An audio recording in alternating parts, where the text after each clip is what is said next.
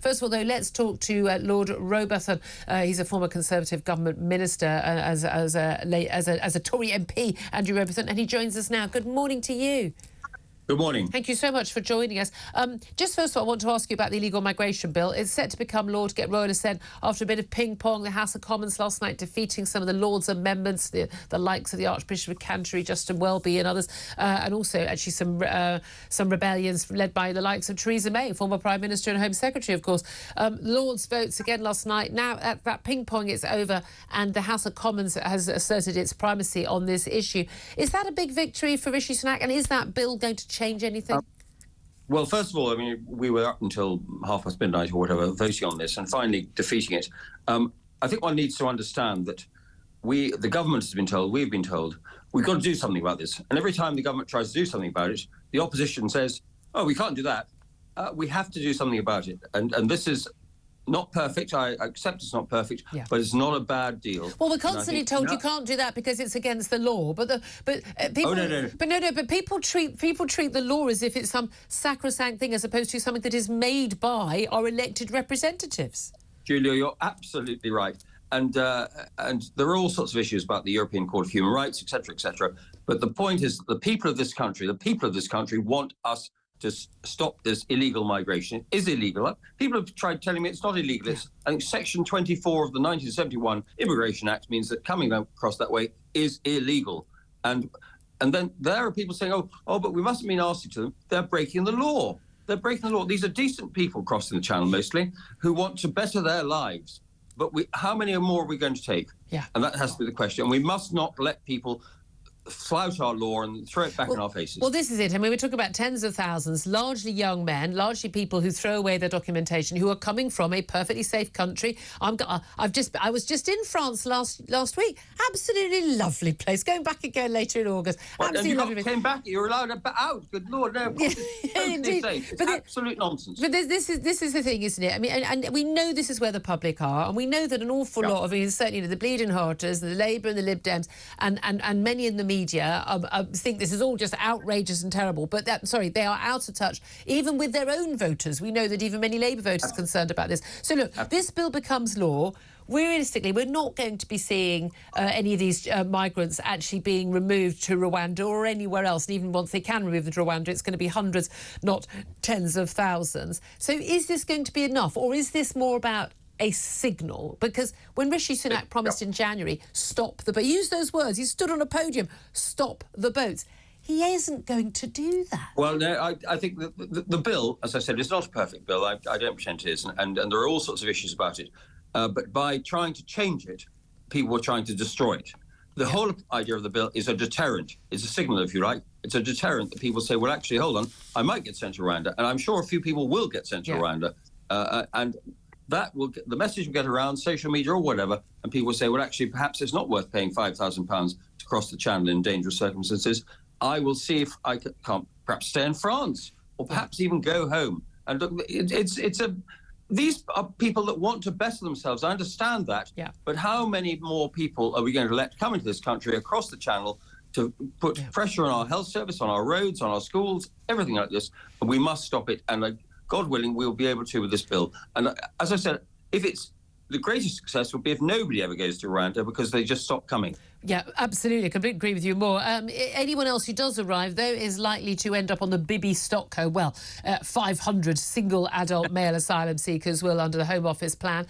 This is as a result of the huge outcry, understandably, about the massive cost of the hotel accommodation for asylum seekers. Tens of thousands, massive backlog. 45,000+ last year. Massive backlog all the way back to 2018 of largely young men. And it's a big accommodation barge. It has been towed from Falmouth Harbour in Cornwall yesterday, tugged along the south coast, and has arrived in the Portland Harbour in Dorset this morning. A temporary home. It doesn't look like Des-res accommodation, but it's certainly better than a lot of places many people have stayed, probably as students in their youth. Local community, though, local residents in Portland, they weren't asked. Local council wasn't asked. No planning permission, no nothing. They've been given some extra money to pay for the cost. There's going to to be bus service into town for these asylum seekers, and a huge sum of extra money for local policing. Why on earth would they need extra money for policing if there's nothing wrong with having 500 young asylum-seeking men housed in your community? I think your question answers itself. Look, we all know the plan, the business plan of the people smugglers is that you tell them, destroy your passports, destroy your documentation, say that you're homosexual if you come from Uganda, for instance, where you're punished for homosexual, even if you've got a wife and 6 children, say that you're being humanly trafficked. This is what they're told to do, and we've got to get over this. I mean, most of the people that claim asylum, candidly, are not fleeing from persecution, and we have a proud tradition of looking after people that flee from persecution. But hold on, these people are not fleeing from persecution. They're fleeing from France, as you so rightly say, nice place where many of us go on holiday. And this is it. I mean, in terms of the accommodation, a lot of people are saying this is inhumane, and certainly the Dutch government used this barge for housing asylum seekers, and it was regarded in their courts as a oppressive environment. In fact, it's been used in Germany as well. The vessel's now been upgraded. It's got ensuite rooms, so you've got your personal toilets and shower facilities. It's got a TV and a games room. It's also got a gym. Although it looks like it's just one big set of sort of cargo boxes piled on top of each other, it's actually got a central area. Rooms have got light and the like. Is there any issue in terms of human rights, in terms of us being a civilised country in housing people on this barge? Well, not for me. There was an army camp near Folkestone where people complained, this is absolutely outrageous, we can't put people in this awful army camp.